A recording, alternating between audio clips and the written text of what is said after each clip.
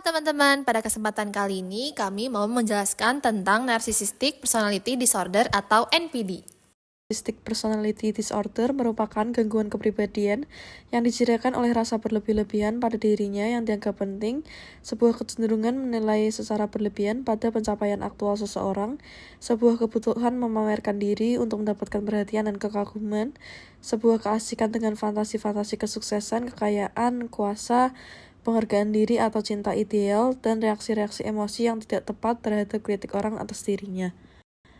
Untuk prevalensi dari NPD sendiri, berdasarkan DSM-5 berkisar antara 0 hingga 6,2% pada sampel, dan sebanyak 50-75% pada kasus NPD adalah laki-laki. Apa saja ya yang menjadi penyebab narsistik?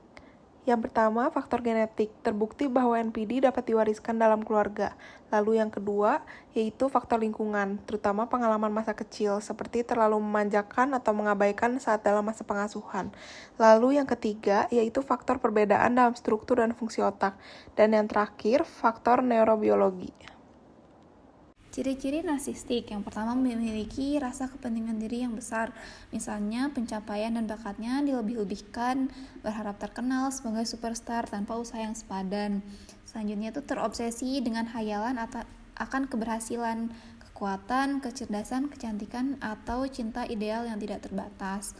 Lalu yakin juga bahwa ia itu spesial dan unik dan juga dapat dimengerti atau harus berhubungan dengan orang lain atau juga institusi yang khusus atau memiliki status yang tinggi, membutuhkan kebanggaan yang berlebihan, lalu memiliki perasaan yang besar, yaitu harapannya itu tidak beralasan dan akan perlakuan khusus atau kepatuhan otomatis sesuai harapannya.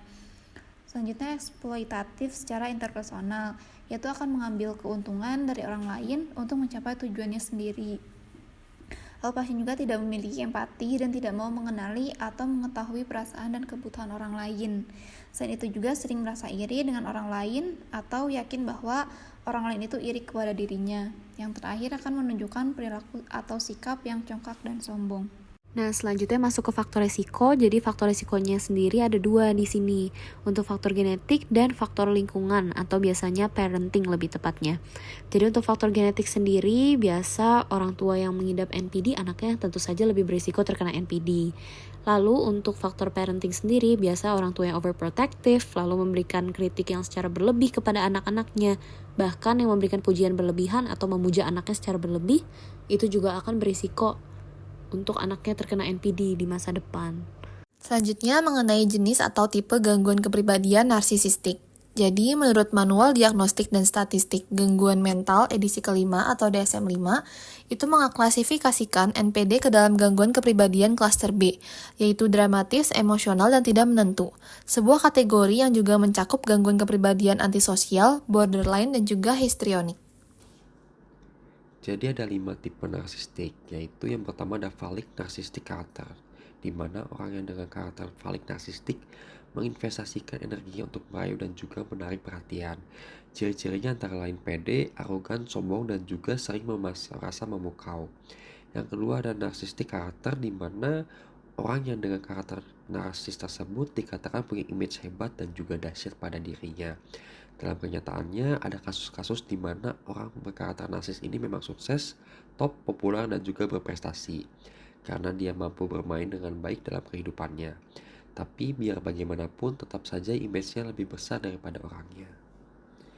Lalu yang ketiga ada borderline personality, di mana orang dengan karakter ini tidak nyata-nyata mendemonstrasikan kesuksesan, kehebatan, yang biasa saja didukung dengan prestasi nyata. Karena kekuatan egonya lebih lemah, kadang didominasi rasa minder karena merasa rapuh, tidak mampu, diliputi keraguan yang besar, persamaan hebat, dan juga spesialnya disimpan di dalam diri. Jadi seperti memutar dan menonton film sendiri. Yang keempat yaitu adalah psychopathic personality. Orang yang dengan tipe ini biasanya disebut dengan extreme lack of human feeling atau bahasa lainnya no hard feeling. Karena bisa mencuri, berbohong, menipu, merusak, bahkan membunuh dengan santai, tanpa dibebani rasa bersalah ataupun rasa takut jika ketahuan. Yang kelima ada paranoid personality, di mana orang yang dengan tipe ini merasa dirinya begitu istimewa, sampai-sampai tidak hanya menjadi pusat perhatian, plus jadi sasaran konspirasi orang-orang yang tidak suka padanya.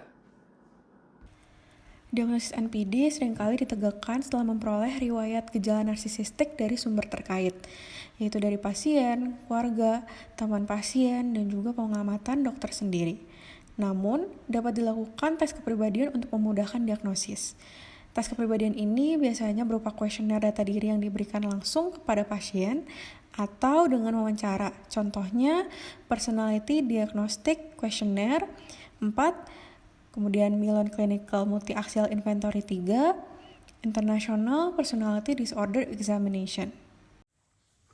Nah, sekarang cara mengatasi secara non-farmakoterapi melalui psikoterapi diantaranya itu pendekatan psikoanalitik untuk mencapai perubahan dan terapi kelompok untuk pasien agar dapat belajar berbagi dengan orang lain dan dalam keadaan ideal mengembangkan respons empati terhadap orang lain. Selanjutnya, cara untuk mengatasi NPD bisa dilakukan farmakoterapi.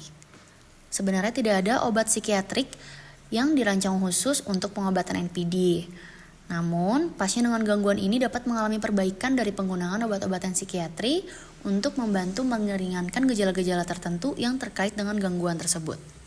Untuk obat-obatannya dapat diberikan antidepresan, golongan SSRI, contohnya citalopram, lalu antipsikotik, contohnya risperidon, lalu penstabil suasana hati atau mood stabilizer, yaitu lamotrigine.